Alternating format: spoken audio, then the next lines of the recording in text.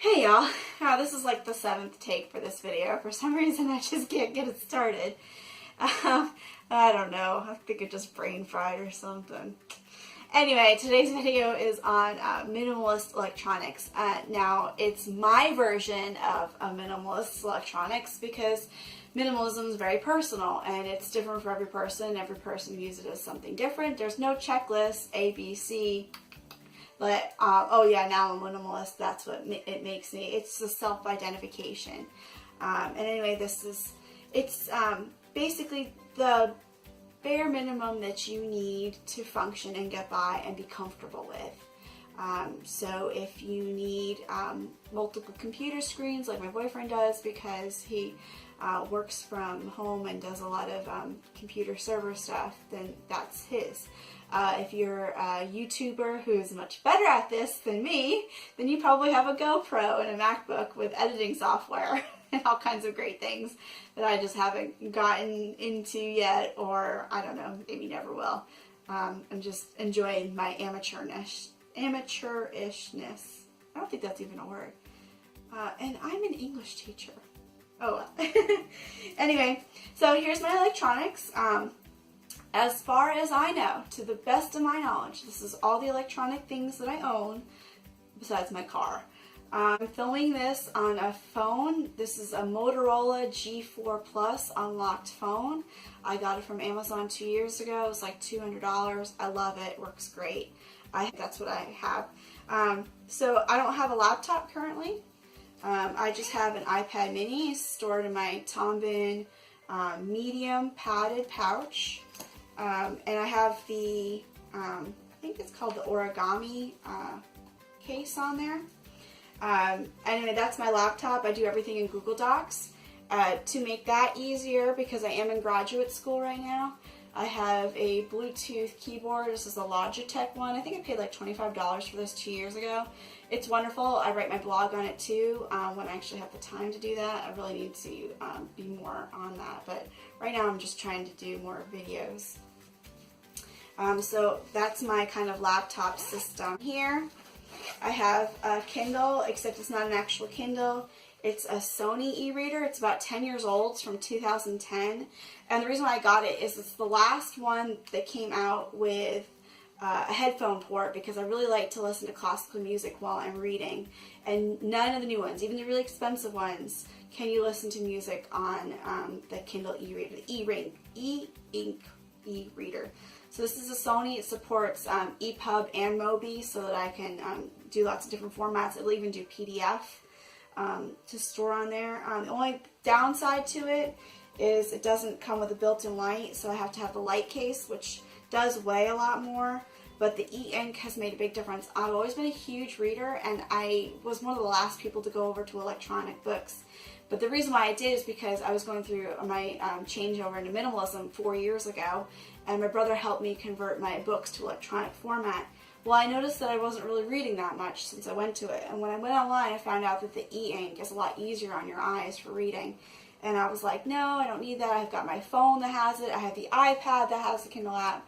But I got this last year or a year and a half ago, and it has made a difference. I do a lot more reading. My eyes don't get tired. I don't get sleepy and stuff when I read. I don't travel with this, however, because I travel with the minimal amount of stuff that I can possible.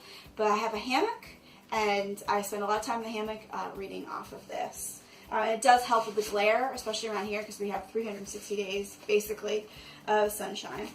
And it's in a kiwi, I believe, Cordura Tombin medium pouch. That's what I keep it. My notebook's in there also. For videos, like I said, that I film on the phone, even though this isn't electronic, I have a little GorillaPod-like stand. I also have a tripod, portable light tripod that it's on right now. When I travel, I don't take the big tripod. I'll just take this, and then the clip that goes with it. To that effect, I do travel a lot solo. I enjoy traveling solo. But because of that, I've missed out on a lot of great shots. So even though everybody poo-poos them, I do have a selfie stick, and I love it. I went hiking in Mount Washington and had almost no, I don't think I have any pictures of me with the vista view behind me, because I can only hold the camera out this far. So I did get a selfie stick after that trip. And it is electronic because it's Bluetooth. So I don't know if you can see on the bottom there. I got this for $4 at Ross. And it works incredibly well. And it holds the charge on the Bluetooth for like months and months and months and months. I don't even know the last time I charged it, but it usually works right off the bat. So it takes pictures via the Bluetooth in there rather than having to have a cable plug in and all that. So I have that. Along with the iPad, I have this HDMI adapter. When I go on vacation or I go somewhere that's not going to have, I don't know, the entertainment things I've become accustomed to. That has an HDMI port. I'll usually sometimes bring an HDMI cable with me, a short 4-foot one. I actually don't have one right now. I haven't done that in a number of years. Because a lot of times the TVs, even the hotels now, have that HDMI cable running to the cable box. So I have that. I also have a shuffle. I've had this for about 7 years. My aunt gave it to me. I don't run too many times a year, maybe 4 or 5 times a year. But when I do run, this makes a huge difference. I really love it. I don't probably really need it. It's probably overkill. But I really enjoy running with it, and it makes a big difference. And I'd much rather run with this than the big phone. I really don't like having all that big arm stuff if I don't have to. And then so with that is the shuffle cable. And then I have a European adapter. Unless you're bringing a flat iron or a hair dryer or something ridiculous like that. Sorry people, that is ridiculous. Something ridiculous like that, you don't need the power converter. All phones and electronics like iPads have the converter in them. You only need the adapter. Now don't take my word on it and then text me, or not text me, message me that you blew up something because you listened to me. Always check the specs on your device. But I happen to know with the iPad and my phone, all I needed was this. I did not need the current converter, excuse me. I also have a stylus. Oops. It's the Pencil by 53. I've had this for 2 years. It allows you to watercolor, color pencil, and all kinds of charcoal drawing, all kinds of drawing through the 53 app on the iPad. Basically turns your iPad into an art studio. And so I have the Pencil by 53 for that. When you want to charge it, it just pulls out like this. And you can see the USB, and you just charge the USB, and then it's good to go. It doesn't hold a charge for that long, but I enjoy it. I got it before the Pencil by Apple came out, which I think only works on the iPad Pro anyway. But the Pencil by 53 is amazing. And then the other thing I have is backups. So I have a 256 gigabyte thumb drive for all of my movies. I have all my pictures backed up on other stuff. I'm not going to tell you what because you hackers out there. Anyway, I have all my pictures backed up on websites. But this is for digital movies that I have, which I put on my phone or my iPad for travel. And then I also have this UltraFit 128 gigabyte. It's really small. Also for TV show and movies backup. Everything I really need TV show, movie wise, fits on here. I have a 1 terabyte backup hard drive, which I don't use anymore. I've had it for, I don't know, I've had it for like 4 or 5 years, a long time. And I just haven't gotten rid of it yet, and I'm not sure why. I just, for some reason, can't bring myself to get rid of it. But everything that I need really is backed up on this. I guess I'll have to bring myself to get to that point where I get rid of the terabyte drive because I don't need it anymore. I don't know why I can't get rid of it. So those are my backups. Again, I don't back up videos. I film the videos for the sole purpose of YouTube.